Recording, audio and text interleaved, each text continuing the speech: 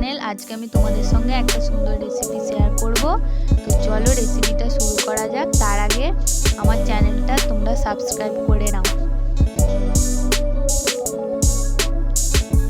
তো এখানে আমি ফুলকপি কেটে নিয়েছি।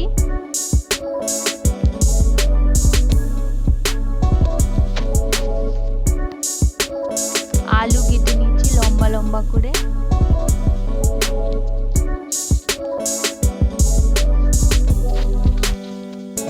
এখানে মাছ কেটে নুন মাখিয়ে রেখে দিয়েছি। আর এখানে আছে হলুদ গুঁড়ো, লবণ, চিনি, 5 ফোড়ন, তেজপাতা, শুকনো লঙ্কা আর লঙ্কার গুঁড়ো। এখানে নিয়েছি পেঁয়াজ কুচি, টমেটো কুচি, আদা বাটা, রসুন বাটা। তো কড়াই আমি তেল দিয়ে দিলাম।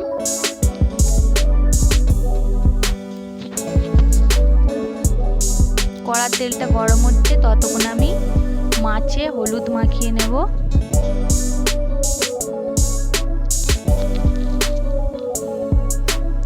আমি কিন্তু মাছটা কেটে লবণ মাখিয়ে রেখেছিলাম, তাই এখন আমি শুধু হলুদ দিয়ে মাছটা মাখিয়ে নিচ্ছি। তেলটা গরম হয়ে গেছে, একটু লবণ দিয়ে দিলাম, তাহলে মাছগুলো ভেঙে যাবে না।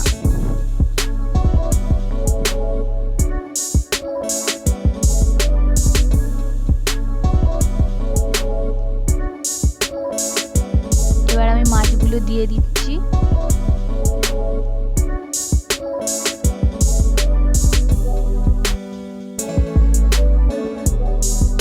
যে কোনো মাছ ভাজার সময় গরম তেলে 1 চিমটে নুন দিয়ে দেবেন, তাহলে মাছগুলো আর ভেঙে যাবে না।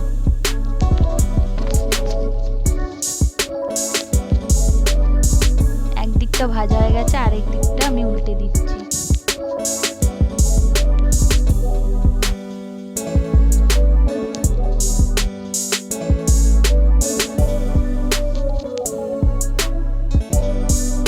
মাছগুলো আমার ভাজা হয়ে গেছে।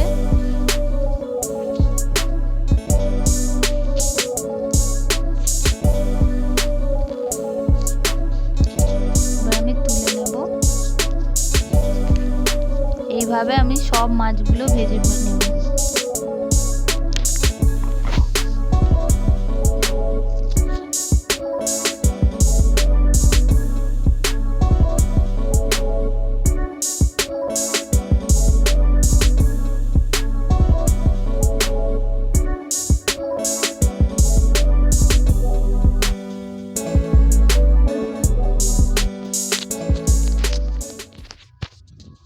তো দেখো সব মাছগুলো আমার ভাজা হয়ে গেছে। আবার আমি কড়াইতে তেল দিয়ে দিলাম।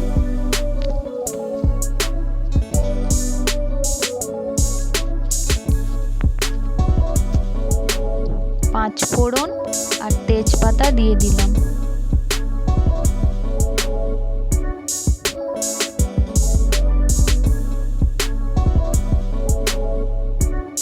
পেঁয়াজ কুচি দিচ্ছি আর লঙ্কা কুচি।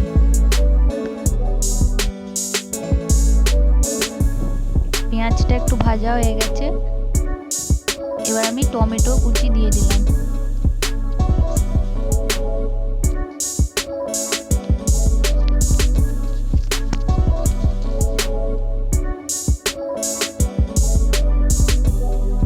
টমেটো ভাজার সময় একটু লবণ দিয়ে দেব, তাহলে টমেটোটা খুব সুন্দর নরম হয়ে যাবে আর ভালো ভাজা হবে।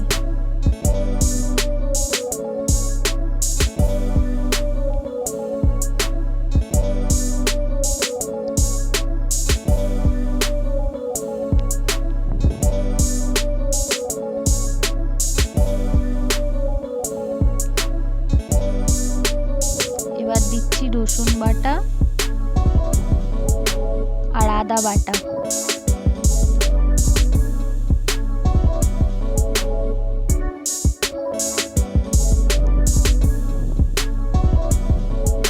এবার একটু ভেজে নেব মশলাটা।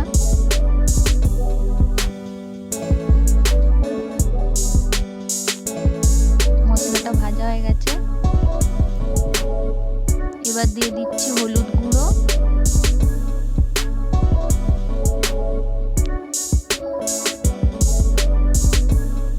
লঙ্কার গুঁড়ো,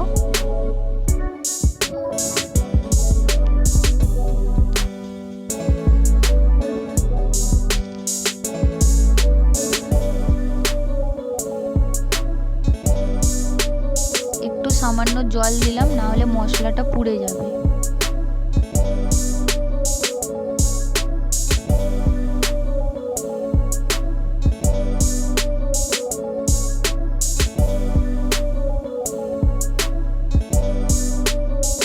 লবণ দিচ্ছি,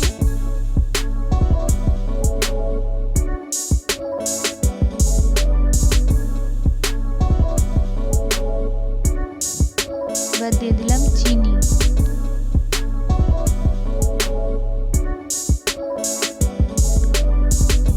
মশলাটা একটু কষে নেব।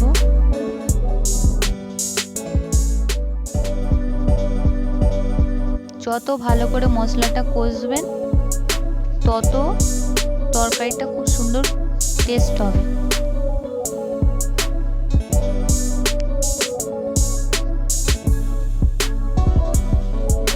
এবার আমি আলু দিয়ে দিচ্ছি,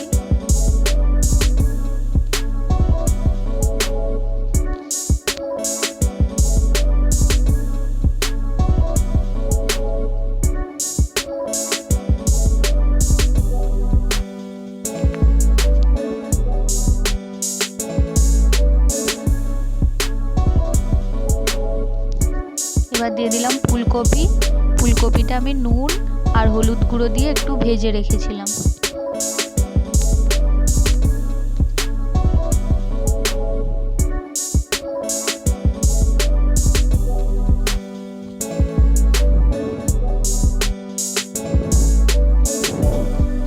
এবার একটু ভালো করে কষে নিতে হবে।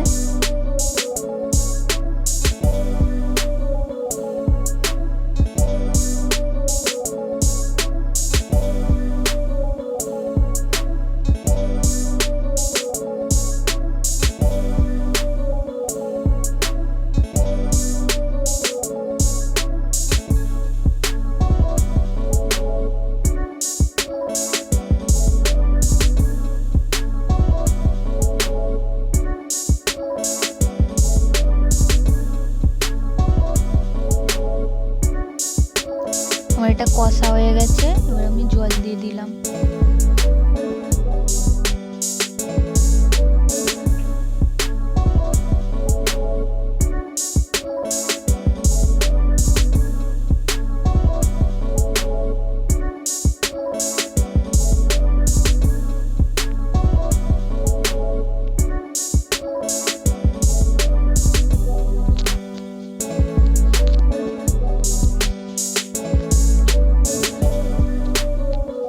ফুলকপি আর আলুটা সেদ্ধ হয়ে গেছে, এবার আমি মাছগুলো দিয়ে দেবো।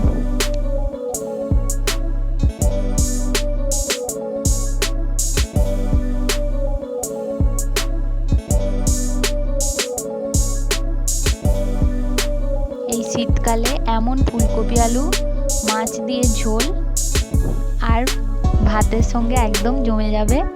তো দেখুন রেসিপিটা একদম তৈরি হয়ে গেছে। এবার আমি দিয়ে দিচ্ছি ধনেপাতা কুচি,